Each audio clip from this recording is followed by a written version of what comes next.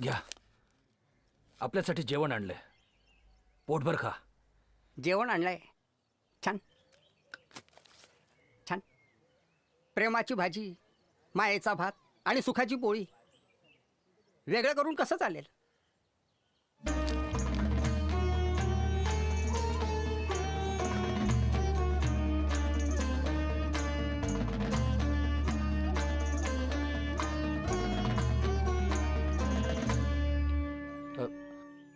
हे घ्या, पाणी घ्या.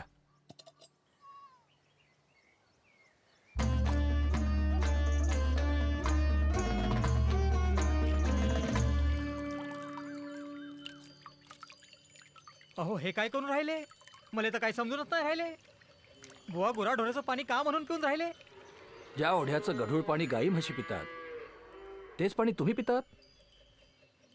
ज्या ओढ्याचं पाणी गाई म्हशी पितात त्या ओढ्याचं पाणी आपल्याला चालत नाही. आणि त्याच गाई म्हशीचं दूध कसं काय आपल्याला चालतं? स्वार्थासाठी निर्मळ आणि परमार्थासाठी गढूळ असा भेद का? अरे पाणी गढूळ नाही, आपलं मन गढूळ झालंय. मन बदला, मन बदला. गढूळपणा गळून पडेल, गढूळपणा गळून पडेल. महाराज